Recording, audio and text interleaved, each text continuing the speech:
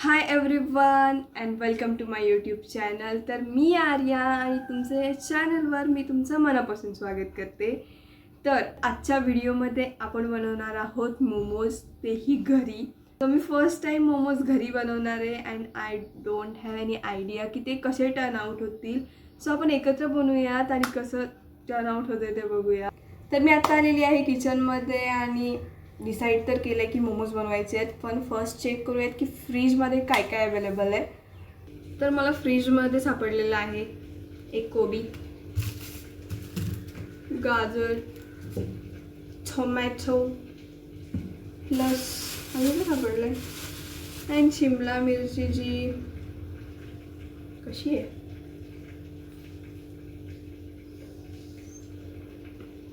Joke सपाट गाईस, कांदे जे सगळ्यांच्याच घरी असतात. सगळ्यात इम्पॉर्टंट टास्क आहे मोमोज बनवण्यामधला, तो म्हणजे या सगळ्या व्हेजिटेबल्सला एकदम बारीक बारीक बारीक चॉप करून घ्यायचं आहे. आणि ते का मला बिलकुल करायला आवडत नाही आहे, बट करावं लागेल. सो मी यांना बारीक बारीक चॉप करून घेते. तुम्ही व्हाईट्स खा.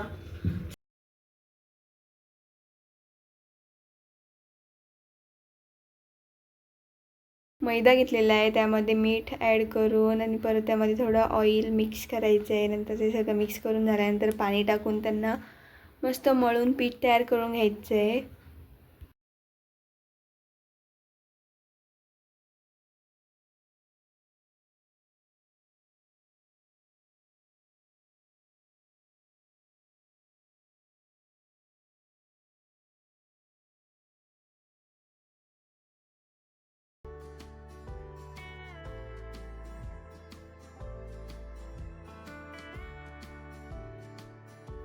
तर आता मी डो तयार करून घेतलेला आहे आणि आता सगळ्यात इम्पॉर्टंट स्टेप म्हणजे व्हेजिटेबल्स कट करणे. तर मी पहिल्यांदा कोबी कापायला घेतली होती. नंतर मी विचार केला की कापण्यापेक्षा आपण तिला किसून बघूयात, ॲटलिस्ट थोडं तरी कमी असं बारीक बारीक होऊन जाईल.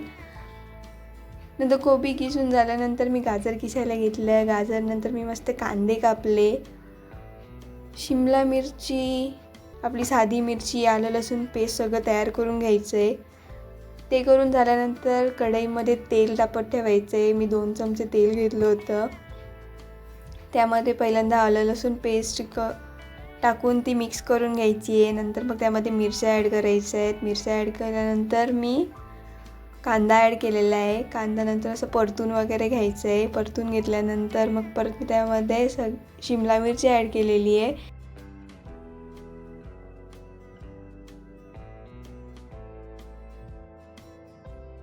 मिक्स करून झाल्यानंतर गाजर ॲड करायचं. गाजर थोडं परतवून झाल्यानंतर परत कोबी ॲड करायचं आहे.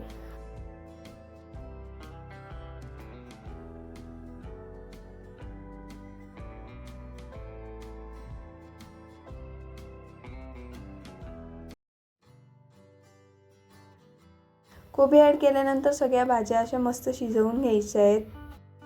नंतर जर तुमच्याकडे सोया सॉस वगैरे ते असेल ते तुम्ही ॲड करा. त्यामध्ये मीठसुद्धा टाकायचं आहे आणि मी ब्लॅक पेपरसुद्धा यूज केलेलं आहे. नंतर सगळं मिक्स करून सारण रेडी करून घ्यायचं आहे.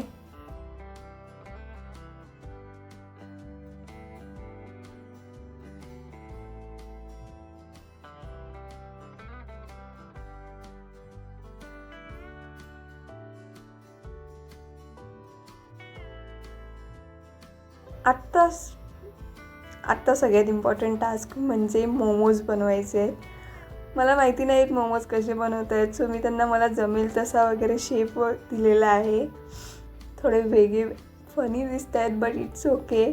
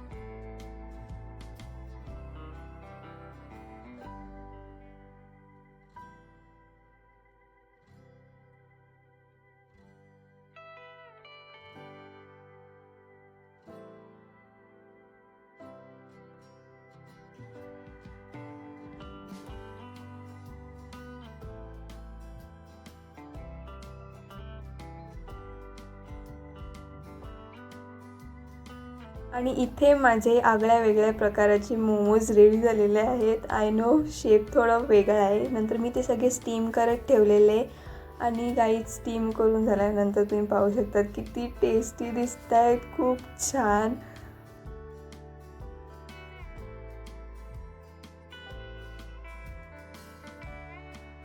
फक्त दिसायलाच नाही तर टेस्टला पण खूप छान मोमोज झाले होते. तुम्ही सुद्धा नक्की ट्राय करा. आणि ते म्हणतात ना, स्वतःने बनवलेली कुठलीही गोष्ट छानच लागते. तसेच मोमोजसुद्धा खूप छान झाले होते.